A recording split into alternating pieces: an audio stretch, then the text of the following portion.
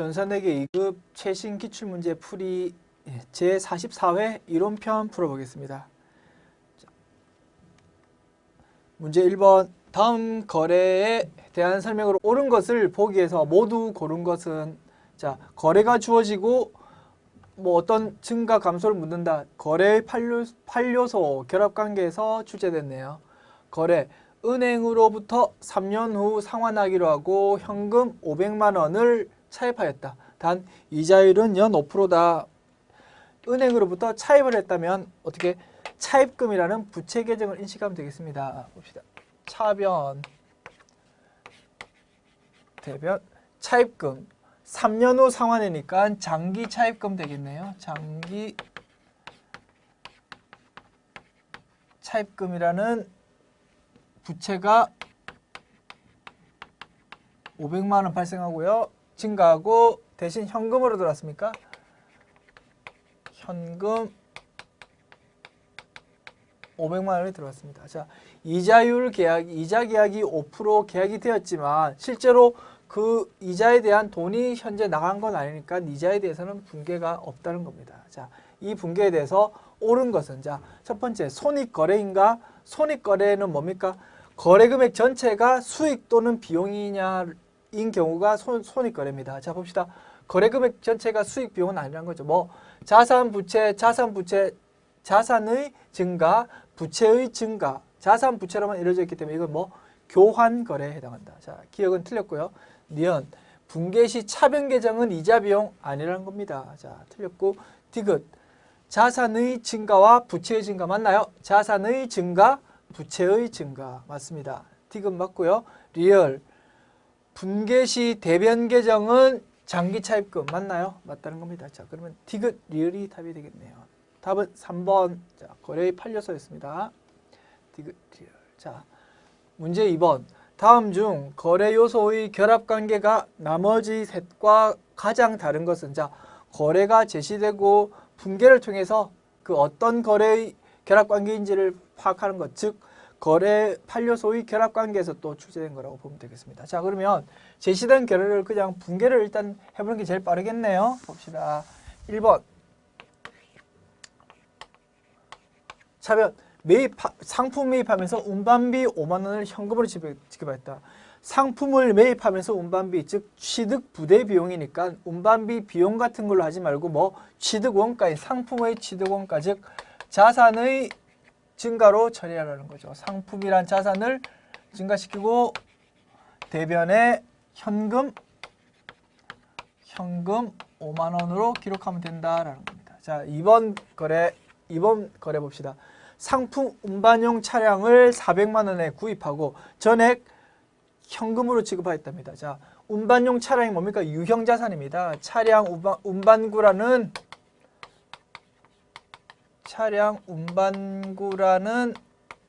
유형자산이 400만 원 생기고요. 대변에 현금 400만 원. 자, 400만 원 기록하고. 자, 3번 분괴. 햇살은행에 차입금에 대한 당기분 이자로 5만 원을 현금으로 납입했다. 자, 은행에 대한 이자 비용을 인식했다는 겁니다. 이자 비용을 차변에 이자 비용 얼마요? 5만 원을 대변 현금이라는 자산을 감소시키면서 지급했다는 겁니다. 자, 4번. 상품 운반용 차량 구입에 따른 취득세로 14만 원을 현금으로 납입하였답니다. 자, 차량을 구입하면서 그에 부수되는 취득세라는 세금을 냈다는 겁니다. 자, 우리가 취득세는 어떻게, 유형자산 취득에 대한 회계처리에서 취득세는 차량이라는 그 유형자산을 우리가 취득해가지고 사용하기 위한 필수 불가결한 비용 지출이다라는 거죠. 그래서 취득 부대 비용으로 봐서 취득 원가로 본다는 겁니다. 자, 차량 운반구 14만 원 넣고요. 현금 14만 원 됐다고 합니다. 자, 거래 판례소 결합 관계를 봤을 때 나머지는 다 자산 모두 자산의 증가로 좌우가 이루어져 있지만 자산의 증가, 자산의 감소, 자산의 증가, 자산의 감소, 자산의 증가, 자산의 감소로 이루어져 있지만 요것만 뭐 수익 비용 항목인 이자 비용이 있다는 겁니다. 즉 뭐 교환거래이면서 이것만 손익거래에 해당한다라는 겁니다. 그래서 답은 3번이 되겠습니다. 굳이 분계를 차대 안 해봐도 이렇게 읽으면서 바로 차대가 그려진다면 이렇게 굳이 안 해도 되고요. 자, 우리는 함께 풀이한 시간이니까 이렇게 일부러 한번 써봤다는 겁니다. 됐죠? 답은 3번 쉽게 찾을 수 있었다라는 겁니다. 자, 문제 3번. 다음 가나의 물음에 관련된 내용으로 옳은 것은 가. 거래가 분계장에서 총계정 원장으로 올바르게 옮겨졌는가? 라는 물음이 있고요. 나. 일정 기간 동안 수익과 비용은 얼마이며 이익은 얼마인지? 라는 이 두 가지 물음을 해결할 수 있는 표는 무엇인가? 어떤 것인가? 라는 걸 찾는 거죠. 자, 거래가 발생하면 차변, 대변이라는 분계를 분계장에 기록하고 분계에 대해서 각 분계에서 사용된 계정 과목별로 금액을 집계해가지고 집계하는 게 총계정 원장이라는 거죠. 총계정 원장의 잔액에 대해서 수익, 비용, 자산, 부채, 자본, 수익, 비용이라는 항목별로 집계해가지고 쭉 나열해 본 게 시산표죠. 시산표를 통해서 거래가 총계정 원장과 그 분계장이 제대로 작성이 됐다면 차변, 대변 합계가 똑같을 거라는 겁니다. 그래서 시산표를 작성해 봤을 때 차변, 대변 합계가 일치한다라면 일단은 일관적으로 차변, 대변 자체에 대해서는 이상 없이 작업이 되었구나라고 일단 확인할 수 있는 거죠. 그래서 뭐 우리가 회계의 순환 과정에서 보면 기준 거래에 대해서 결산하기 전에 뭘 작성해 봅니까? 수정전 시산표를 작성해 보죠. 그 수정전 시산표를 작성해 본다는 것은 기중에 있었던 분계에 대해서 분계와 전기가 잘 되었는가라고 확인해 보기 위해서 작성해 보았다는 것입니다. 자, 그래서 가에 대해서는 시산표가 답이 되겠다. 그죠? 시산표를 작성해 본다. 이거에 대해서 나에 대해서는 뭐 일정 기간의 수익 비용에 대해서 확인해 보기 집계 가지고 표를 나타내는 게 뭡니까? 손익 계산서입니다. 그래서 답은 2번이 되겠네요. 가는 시산표, 나는 손익 계산서가 답이 되겠다라는 겁니다. 자, 답은 2번. 자, 확인했고요. 문제 4번. 다음 자료를 이용하여 제2기 기말 자본금을 계산하면, 자, 우리 손익계산서와 재무상태표의 관계 또는 회계 처리에서 자본에 관한 회계 처리에 대한 전형적인 문제였다는 겁니다. 기초자본금 주어졌고요. 추가 출자액이 주어지고 인출액 빼갈 수도 있죠. 출자액과 인출액이 주어지고 당기순이익이 주어졌다는 겁니다. 그래서 기초자본금에서 추가 출자액, 추가로 기업주가 돈을 더 출자했다는 겁니다. 그럼 뭐 자본금이 늘어나겠죠. 그러면 기초자본금 플러스 추가 출자액 마이너스 기업 인출액, 자본금을 기업주가 필요하기 때문에 돈을 빼갔다는 겁니다. 그럼 뭐 자본금이 감소하죠. 그래서 마이너스 되고 당기순이익이 있으면 늘어나게 되겠죠. 기초자본금 플러스 당기순이익은 기말자본금이라는 관계를 이용해 가지고 답변해 보자라는 겁니다. 자, 그러면 기초자본금에서 플러스 2만 원, 마이너스 만 원, 그리고 플러스 5천 원 하면 얼마입니까? 15,000원 더하면 11만 5천 원 여기 일단 들어가야 되겠네요. 11만 5천 원. 근데 이거는 뭐 제2기의 기초자본금이죠. 우리가 얻고 싶은 건 뭐 제2기의 기말자본금이니까 15,000원 플러스 또 다시 3만 원, 마이너스 2만 원, 플러스 만 원 해야 되겠죠. 그러면 답이 얼마입니까? 플러스 3만 원, 플러스 만 원, 플러스 2만 원 하면 되겠네요. 그러면 13만 5천 원 4번이 답이 되겠다라는 겁니다. 제2기의 기초가 아니고 기말자본금은 13만 5천 원이 되겠다라는 겁니다. 됐죠? 플러스 3만 원, 마이너스 2만 원, 플러스 만 원이니까 11만 5천에서 플러스 2만 원 하면 되는 거죠. 그러면 13만 5천 원. 답은 4번 되겠다라는 겁니다. 자, 답 확인했고요. 자, 이거는 지우고. 자, 문제 5번. 다음 자료의 설명으로 옳지 않은 것은, 자, 2015년 10월 1일 6개월분 임차료 12만 원을 현금으로 지급하였다는 겁니다. 단 지급 시 비용으로 회계 처리했대요. 자, 결산일 12월 31일에 결산 분기 어떻게 하냐에 따라서 그 관련된 문제가 지금 나왔다는 겁니다. 자, 우리 기말 수정 분계 중에서 수익 비용의 이연 발생에 관한 문제가 출제된 걸로 보면 되겠네요. 자, 봅시다. 자, 10월 1일에 6개월분 임차료 줬답니다. 자, 봅시다. 10월 1일에 6개월분 임차료 12만 원을 현금으로 지급했는데 전부 비용으로 인식했대요. 10월 1일 날 회사는 어떻게 회계 처리했습니까? 자, 네. 현금이 일단 나갔습니다. 12만 원? 12만 원 나갔고요. 비용으로 인식했다는 겁니다. 뭘로요? 임차료입니다. 임차료. 사무실을 빌렸나 봐요. 임차료 12만 원이란 비용을 전액 인식했대요. 근데 뭐 12만 원이 6개월 분이래. 12만 원이 6개월 분이면 한 달에 얼마씩입니까? 2만 원 하면 되겠네. 2만 원. 한 달에 2만 원인데 10월, 11월, 12월 세 달치에 대해서만 올해 비용이고 나머지 세 달치는 내년 거 비용을 미리 돈 준 겁니다. 그러면 뭐 2만 원 곱하기 12만 원 비용 중에서 6만 원은 올해 게 맞다. 근데 6만 원은 내년 거 1, 2, 3월 분에 대해서 미리 돈을 준 거라고 볼 수 있겠죠. 그럼 뭐 12월 30일 어떻게 분기합니까? 임차료는 비용을 너무 많이 계산했으니까 조금 줄여주자는 거죠. 임차료 6만 원, 내년 3개월 분 6만 원에 대해서는 줄여주고 대신 미리 돈 낸 거니까 자산이죠. 선급 비용이라는 자산을 인식하자는 건데요. 자, 이거에 관해서 단기분 임차료는 6만 원이다. 맞네요. 차기분 6만 원은 선급 비용이다. 맞네요. 10월 1일의 분계는 선급 비용 현금 아니죠. 임차료는 비용으로 다 했다고 했지 않습니까? 그러니까 답은 3번이 되겠네요. 틀린 게. 4번 손익계산서에 기입된 임차료는 6만 원이다. 맞겠죠. 맞다. 답은 3번 되겠습니다. 확인하고요. 자, 문제 6번. 다음 대화에 나타난 내용을 회계 처리한 것으로 옳은 것은 단 상품 계정은 3분법으로 회계 처리한다. 자, 우리 교재에서는 이분법 중심이고 실무도 다 이분법인데 우리가 회계 원리를 배우다 보니까 3분법이 가끔 등장하는데요. 자, 우리 일단 3분법을 모른다는 과정을 한번 풀어볼게요. 아무런 지장 없다. 우리 풀 수 있다. 낯선 용어 하나 한둘 등장했다고 우리가 게임을 포기하면 안 됩니다. 뭐 어차피 우리가 배운 내용에서 모두 출제된다는 걸 한 번 더 확인하면 될 것 같습니다. 그죠?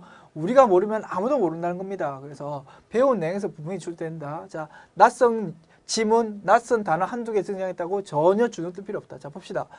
총무부장님, 신입사원은 영업부서에 배치하고 당사에서 판매하는 책상, 우리가 책상 판매하는 회사인가 봐요. 매입 원가 20만 원이고 판매 가격이 25만 원짜리래요. 자, 우리는 책상을 20만 원에 사서 25만 원에 팔아먹는 회사랍니다. 자, 근데 책상을 지급하도록 하세요. 자, 우리 팔아먹으려고 가지고 있는 책상을 신입 직원이 와가지고 우리 회사에서 사용하겠다는 겁니다. 됐죠?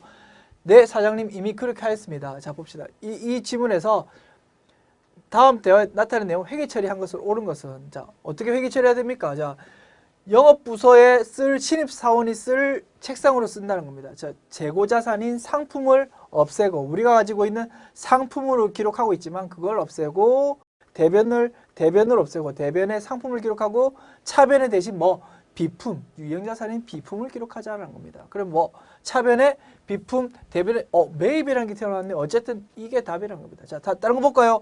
차변에 송호품비는 아니라는 거죠. 송호품비는. 그죠? 책상 안 했겠습니까? 책상은 송호품비를 보통 처리를 안 하죠. 그리고 송호품도 아니라는 겁니다. 비품이 와야 되는 거죠. 차변에는 비품이 와야 되고 이거 뭡니까? 미지급금은 아닌 거죠. 그죠? 그래서 상품 대신 매입을 썼다는 것만 특이했다 뿐 답은 1번이라는 겁니다. 그래서 우린 답은 순식간에 1번을 선택할 수 있는 겁니다. 그래서 굳이 3분법이라는 걸 몰라도 우리는 답은 맞출 수 있다는 겁니다. 그죠? 상품을 없애면서 비품을 인식한다.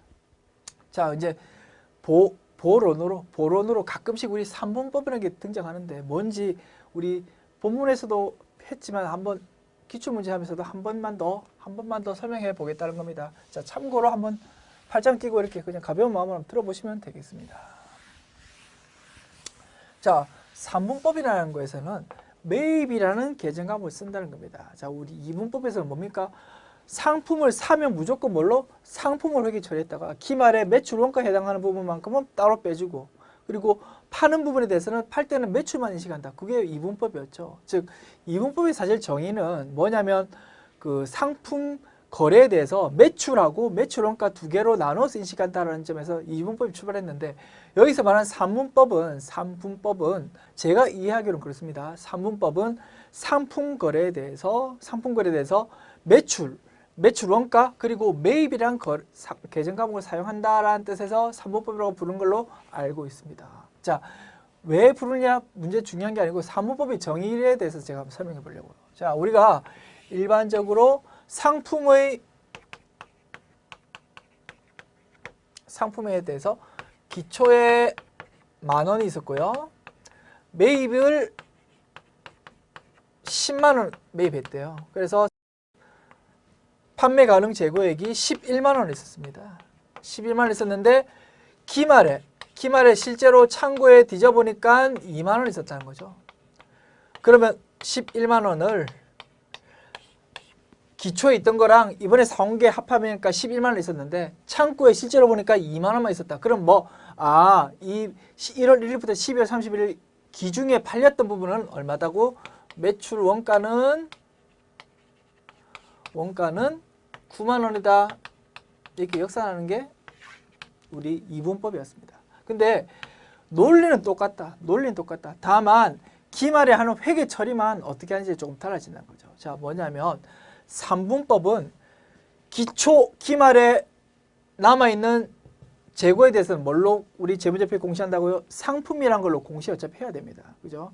기초 기말에 있는 상품에 대해서 재고에 대해서는 상품이란 개정 과목으로 공시를 해야 되는 건 마찬가지인데, 이 매입분에 대해서 현금을 주고 10만 원 현금 주고 사왔다. 그때 대변에 현금 인식하되 차변에 상품 말고 매입이라는 계정 과목을 따로 쓰세요. 매입이라는 계정 과목을. 그래서 매입이라는 계정 과목을 따로 쓰다 보니까 기초에 있는 재고에 대해서는 상품으로 기록되어 있고 기중에 있는 산 매입에 대해서는 매입이라는 계정 과목으로 현재 기록되어 있다는 거죠. 3분법에서는. 그러면 12월 31일에 우리 2분법일 때는 어떻게 회계 처리했습니까?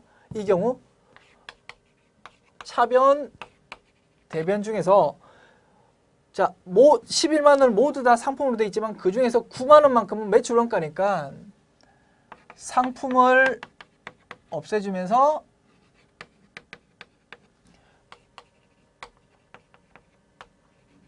매출원가 9만 원 이 분계 한출을 하고 말았죠.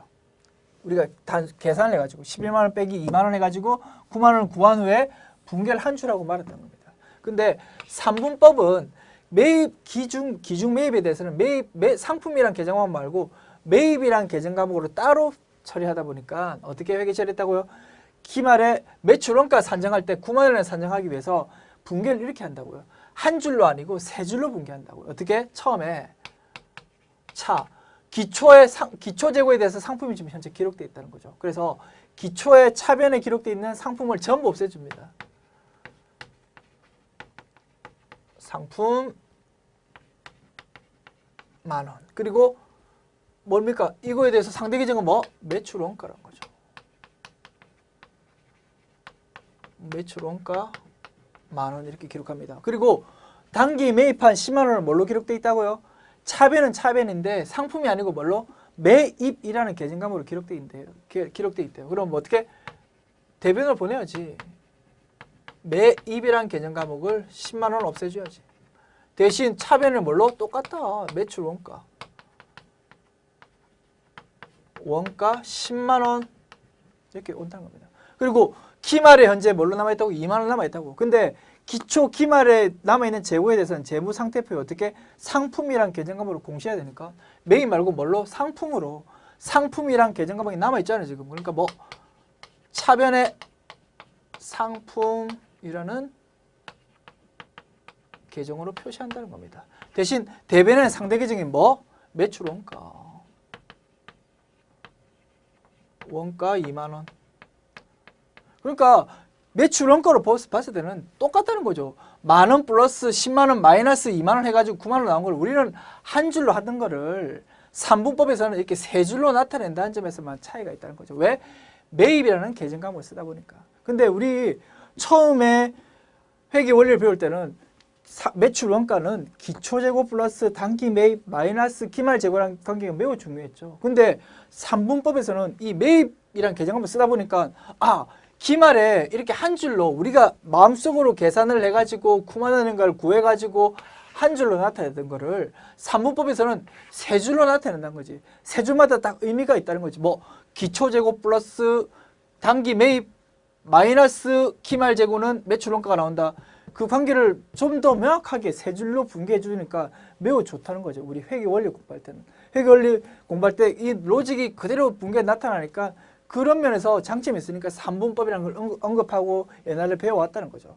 그러나 실무에서는 아무런 실익이 없으니까 매입이라는 계정을 쓰지 않을 뿐더러 그냥 우리는 2번법으로 그냥 일반적으로 한다는 거죠.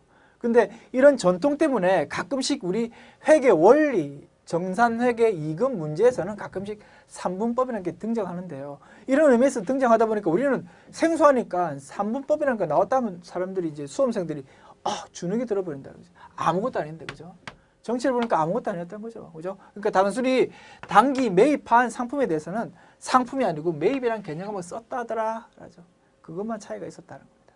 그리고 혹은 이게 기말에 이 세 가지 분개를 하지 않고 기중에는 무조건 상품이란 개념 과목을 매입으로 돌리고 나서 회계 처리한다고 가정하는 경우도 있습니다. 그렇다면 그 경우에는 어떻게 된다고요? 이 기초에 있는 상품을 매출 원가를 바로 돌린 게 아니고 기초에 남아있는 만 원에 대해서 만 원에 대해서 상품을 없애고 매입이라는 계정 과목으로 매입. 자, 조금 정확하게 쓸까요? 매입이라는 계정 과목을 사용해 가지고 일단은 돌린다고 이름을 상품을 없애고 매입이라는 계정을 쓰고 기말을 12월 30일에는 그럼 대신 오른쪽으로 오른 게 뭐라고요? 상품이 아니고 매입이 되겠죠. 매입이라는 계정을 쓰고 이것도 마찬가지로 매입을 일단 전부 다 매입이란 계정 과목을 썼다가 나중에 비로소 공시할 때 매입이란 거를 없애고 이름을 다시 바꾸치게 한다고 가정하는 경우도 있다는 겁니다. 그래서 간혹 보면 상품이 아니고 뭐 매입이라는 총계정 원장을 주어지면서 거기에 차변 쪽에 이 매출원가에 해당하는 금액 9만 원을 바로 제시해서 막 문제가 나오는 경우도 있더라는 거죠. 어쨌든 그거는 중요한 게 아니다. 그건 중요한 게 아니고 우리가 문제 푸는 데 있어서 산문법이라는 게 키워드가 돼가지고 그것 때문에 우리가 막 맞거나 틀리거나 할 이유는 없다는 겁니다. 그러니까 우리가 기억할 거는 뭐다? 산문법이라 하면 기중 매입에 대해서 기중의 상고에 대해서는 매입이라는 계정 과목 또는 기초에 대해서도 어쨌든 상품 대신 매입이라는 계정 과목을 쓰더라 라고 기억해 두면 될 것 같다는 것입니다. 됐죠? 3분법에 대해서 시간을 조금 할애해서 설명을 드렸습니다. 자, 됐고요. 다음 문제 7번. 다음 자료만을 근거하여 2015년 12월 31일의 단기 차입금을 계산하면 얼마인가? 자, 우리 제1장에서 배웠던 재무상태표 등식에서 출제됐네요. 자산 왼쪽에 있고 오른쪽에 있는 부채 플러스 자본 합계와 왼쪽에 있는 자산 합계는 똑같아야 된다. 그거 이용한 겁니다. 봅시다.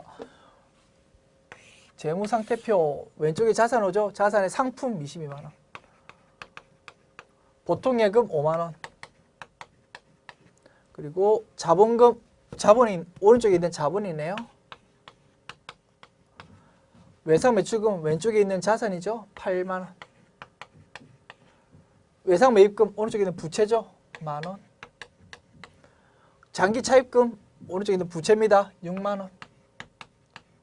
그러면 단기 차입금이 하나 있나 봐요. 이쪽에 하나 공란이 있다면 그러면 좌우 똑같으면 여기 얼마인지 그거 구하면 되는 거죠. 왼쪽 얼마입니까? 합계가 35만 원인가요?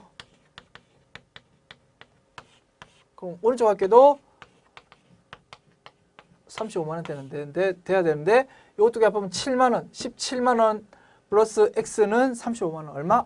18만 원 되나요? 1번이 답이다. 1번이 답. 자, 문제 8번입니다. 다음 설명 중 그 내용이 가장 올바르지 못한 것은 1번. 매입 애누리는 매입한 상품의 파손이나 하자를 이유로 값을 깎아준 것을 말한다. 자, 사실은 이게 틀린 문장이죠. 사실은 파손이나 하자를 이유로 반품시킨 것에 대해서는 매입 환출이라는 계정을 쓰는 게 일반적이다. 자, 봅시다. 먼저 출처는 우리가 상품의 취득에 관한 회계 처리에서 출제된 겁니다. 자, 그 중에서 매입 애누리, 매입 환출, 매입 할인에 대한 구분 문제가 자주 출제되는데요. 이 문제도 거기서 출제됐다고 보면 될 것 같습니다. 자, 이게 답이 현재 이게 1번이 아니고 가장 올바른지 못한 것 해가지고 밑에 더 틀린 문장을 해서 답이 이게 1번이 아닌 걸로 되어 있는데요. 사실은 1번도 충분히 논란 여지가 있고 이게 맞는 문장이라 할 수 절대 없다는 거죠. 사실은 출제 오류 같은데요. 일단 그 당시에는 1번, 4번 동시에 맞다고 아마 채점을 했을 것 같습니다. 자, 봅시다. 1번 상품의 파손이나 하자를 이유로 값을 깎아준 것을 말한다. 매입 환출을 같죠. 근데 파는 당시에 하자가 몇 개 있었나 봐요. 그래서 하자 몇 개 있다는 전제로 주면서 값을 깎은 걸 매입 애누리로 한다 해가지고 이게 맞다고 일단 본다는 겁니다. 현실적으로 있다 없다. 하자가 있는 걸 뻔히 알면서 그걸 왜 그 고지고대로 살 사람이 누가 있습니까? 그러면서 값을 깎아주면서 그게 매입 애누리예요. 일단은 넘어가자. 사실은 틀린 문장이다.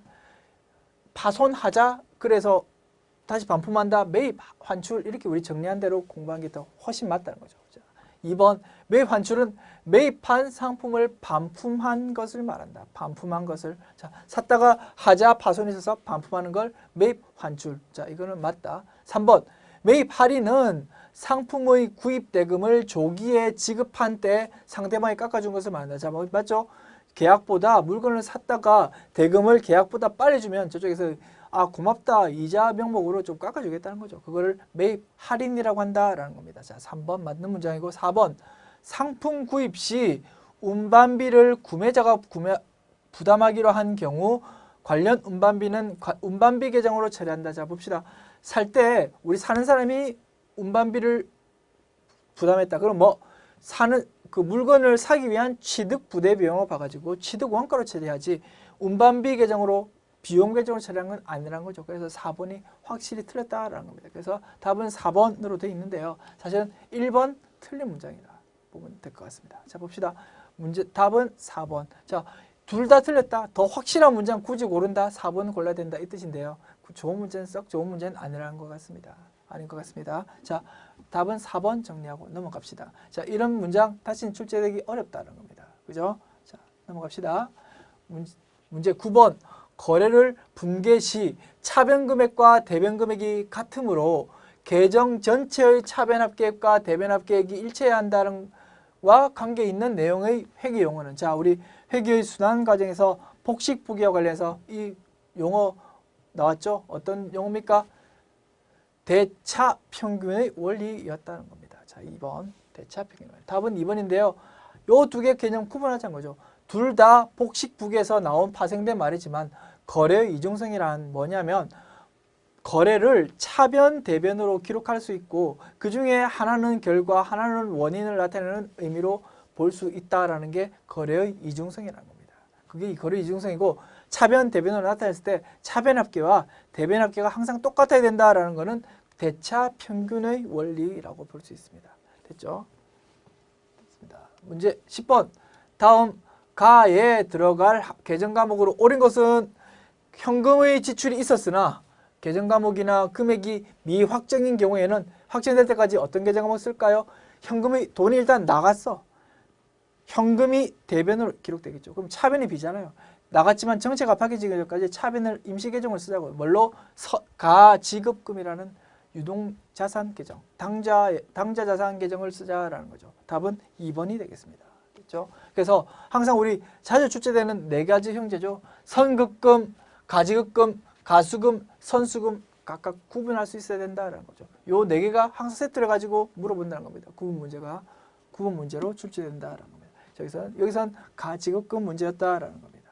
됐죠? 자, 문제 11번. 다음 자료로 기말 상품 재고액을 계산한 것으로 옳은 것은? 자, 전형적인 문제네요. 우리 상품에 관한 회계처리에서 매출원가 구하는 문제. 전형적인 문제였다는 겁니다. 자, 기초재고액, 기초재고 5만원, 단기 매입액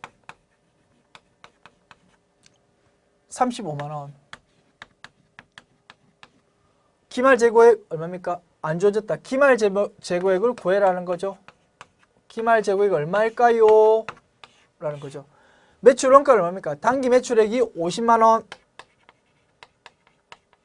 매출액이 50만원이었다 합니다. 단기 순이익은 자, 여기서 매출 원가를 뺀 게 매출 총이익이죠. 매출 원가가 얼마다. 근데 매출 총이익이 매출 총이익은 얼마? 매출액의 30% 얼마입니까? 50만 원에 30% 5, 3, 15, 15만 원이라는 거죠. 그럼 어떻게? 매출 원가는 35만 원이네요. 여기에 35만 원. 요 두 개 합하면 얼마? 40만 원에서 얼마를 빼면 35만 원일까요? 이거 묻는 거죠. 기말재고 5만 원 되겠습니다. 답은 1번 되겠습니다. 자, 전형적인 문제였고요. 12번. 2015년 1월 1일 건물 500만 원을 구입하고 취득세 30만 원과 등록세 20만 원을 현금으로 지급하였다.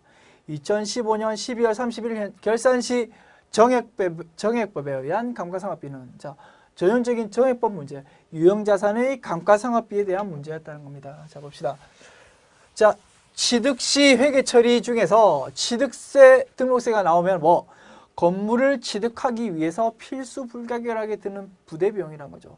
취득세, 등록세에 대해서 세금으로 처리하지 말고 뭐 취득 원가인 건물의 자산가액으로 합산하자는 거죠. 자, 등록세, 현재는 취득세와 등록세가 통합돼 가지고 취득세만 내고 있다는 거죠. 요 출제 당시에는 2013년도에 통합됐는데요. 그 전에 출제되는 문제라는 거죠. 사입사회가. 자, 사입사회 문제를 2015년도 연도만 바뀌었을 뿐, 그러다 보니까 이게 취득세, 등록세 두 개가 지금 등장했는데요. 참고로 출제위원들이 혹시 세법 업데이트가 안 됐으면 취득세, 등록세로 따로 출제될 수도 있다는 겁니다. 있어도 우리는 알아서 두 개 모두 취득원가에 합산한다라고 알고 문제를 풀면 되겠다는 겁니다. 됐죠? 건물 500만 원에 취득원가 30만 원이지만 합해서 뭐 건물의 취득가격은 얼마? 550만 원. 취득원가 빼기 잔존가액 얼마라고 했습니까? 잔존가액이 0원 없다고 했네요. 550만 원 빼기 0원 나누기 내용연수 얼마? 몇 년? 10년이라는 겁니다. 그리고 1월 1일 취득했다는 거죠. 1월 1일 취득입니다. 그러면 올해 정액법에 의한 감가상각비 얼마입니까? 55만 원 되겠네요. 그래서 답은 4번 되겠다. 4번 답이 되겠다는 겁니다. 그래서 감가상각비와 취득 시 회계 처리를 알고 있느냐라고 두 개 묶어서 물어봤다는 겁니다. 자, 13번. 모든 매출은 외상으로 판매하고 1개월 후에 현금 또는 보통예금으로 회수하는 신원상사라는 회사의 매출 채권과 관련한 다음 자료를 보고 단기 총 매출액을 계산하면 얼마일까? 단, 대손이나 매출 할인 등의 변동 요인 없다. 각 변수 없으니까 깔끔한 거래에서 이 거래를 보고 단기 총 매출액을 구해보자라는 거죠. 단기 총 매출액. 자, 그러면 뭐 여러 가지 풀 수 있는 방법이 있겠지만 우리 T계정, 총계정 원장을 풀는 게 제일 쉬웠죠. 자, 봅시다. 매출 원가, 자, 매출 채권이 뭡니까? 외상 매출금과 받을 어음 두 개를 합해서 매출 채권이라고 보는데요. 자, 매출 채권 구분이 따로 없으니까 매출 채권이라는 하나의 계정 과목을 우리 사용해서 총계정 원장을 그려보자고요. 자, 매출 채권이라는 계정 과목이 있다고 볼 때 자산이다 자산이다. 내 자리는 왼쪽이다. 기초에 얼마 있었다고요? 정기 6월액이 기초죠. 기초 37만 원 있었대요. 근데 단기에 외상으로 판 게 있다는 거죠. 단기에 총 외상으로 판 게 얼마냐라는 거죠. 단기에 외상으로 판 게 얼마냐라는 거죠. 그래서 뭐 어떻게 매기책이 있다고요? 자, 봅시다. 차변 대변 볼 때 대변의 매출 X 그리고 차변에 뭐가 온다고요? 매출 채권이라는 외상 매출금 또는 받을 어음이나 매출 채권이 X 온다는 거죠. 차변에. 그러니까 뭐 총계정 원자 왼쪽에 온다는 거죠. 단기 매출이 얼마인지 구하고 싶은데 이거 합계랑 오른쪽 합계랑 똑같아야 되겠죠. 마감했다면. 기초가 이거면 기말이 어디 옵니까? 마감을 좌우 똑같이 마감을 해버리니까 기말이 이쪽에 오겠죠. 기말 어떻게 내년으로 넘겨야 되니까 왼쪽으로 마감시켜버린다는 겁니다. 자, 기말 금액이 얼마였다고요? 기말 금액이 차기 2월이 되겠죠. 26만 원. 26만 원 있다고요. 자, 그리고 정기에 있던 혹은 이번에 쌓였던 매출 채권 중에서 얼마가 회수됐다고요? 현금으로도 회수되고 보통 예금으로 회수된대요. 즉 뭐 분계로 따지면 어떻게 매출 채권 왼쪽에 차변에 기록되어 있던 매출 채권을 없애준다는 거지. 매출 채권 기록하면서 대신 현금이나 보통 예금이란 자산으로 현금을 화시킨다는 거죠. 매출 채권 없애면서. 자, 이랬던 금액 이건 어디 매출 채권의 총계정 원장의 오른쪽에 기록되겠죠. 이 금액이 얼마라고요? 현금 회수액 20만 원 플러스 20만 원. 보통 예금 회수액, 현금 회수액 두 개 합하면 뭐 46만 원이 회수됐다는 겁니다. 그죠? 이 두 합하면 얼마입니까? 합하면은 이 72만 원 되나요? 72만 원 된다는 거죠. 좌우가 똑같아야 된다는 거죠. 그럼 좌도 왼쪽도 72만 원. 그럼 빈값 알 수 있겠네요. 72만 원 빼기 37만 원 봅시다. 72만 원 빼기 37만 원은 35만 원 되겠다는 거죠. 답은 2번 되겠다는 겁니다. 됐죠? 답은 2번. 자, 우리 총계정 원장 자유자재로 사용할 수 있어야지 문제를 빨리 풀 수 있다는 겁니다. 됐죠? 계속 조금 몇 번 연습해 보면 쉽게 알 수 있습니다. 됐죠? 자, 문제 14번. 다음 가, 나의 거래를 회계 처리할 때 증가하는 자산으로 옳은 것은 보기에서 고른 것은. 자, 봅시다. 자, 가, 나 거래를 주어졌는데 이 증가 감소, 즉 거래 판료수의 결합 관계를 묻는 문제죠. 그러면 가, 나 거래에 대해서 차변 대변 분개해 보는 게 제일 빠를 수 있겠다는 겁니다. 봅시다. 차변 가, 뭐 영업부에서 상품 수송을 위해 화물차 한 대를 500만 원 구입하고 당좌 수표를 발행하여 지급했다. 매우 자주 나온다. 자, 핵심은 뭐? 당좌 수표를 발행해서 지급하면 뭐? 우리의 당좌 예금이라는 자산을 대변을 보인다는 거죠. 차변에는 영업을 위해 사용할 거니까 어떻게? 차량 운반구라는 유형자산. 운반구. 유형자산 500만 원. 대변에 당좌 예금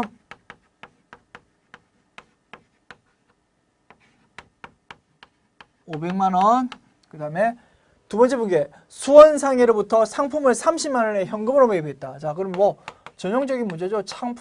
차변의 자산인 상품 30만 원 증가시키고 대변에 현금을 줬으니까 현금 30만 원 이렇게 자산을 감소시킨다는 거죠. 그러면 여기서 증가 감소를 보자는 거죠. 자, 봅시다.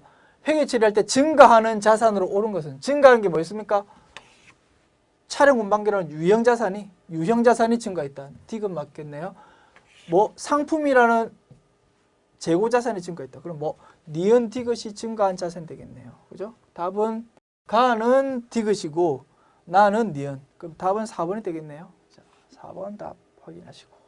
15번입니다. 매출 할인을 당기 총 매출액에서 차감하지 않고 판매비와 관리비로 처리했을 경우 손익계산서상 매출 총이익과 당기 순이익에 미치는 영향으로 옳은 것은. 자, 우리 손익계산서 구성 항목에서 출제됐다는 것입니다. 자, 봅시다. 손익계산서 구성 항목 어떻게 됩니까? 매출액에서 매출 원가를 차감하면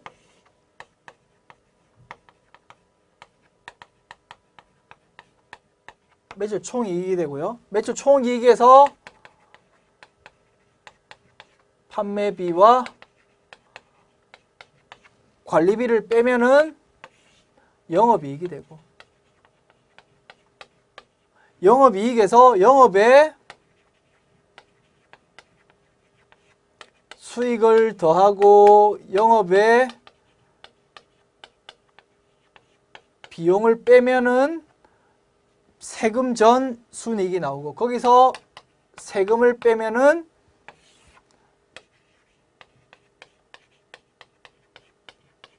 당기 순이익이 나온다. 이렇게 구성되어 있던 거죠. 그래서 매출 할인은 뭡니까? 우리가 어디 팔았는데 저쪽에서 계약보다 돈을 빨리 준다는 거죠. 그래서 우리가 조금 깎아줬다는 거죠. 그 부분에 대해서 매출 할인을 일반 기업의 기준에 따르면 매출액에서 까자는 거죠. 차감하자는 거죠. 그러면 어떻게? 매출액에서 차감을 이렇게 해야 되는데 여기서 차감하지 않고 이거는 자 100만 원 매출했는데 5만 원만큼 매출 할인해 줬다고. 그럼 어떻게?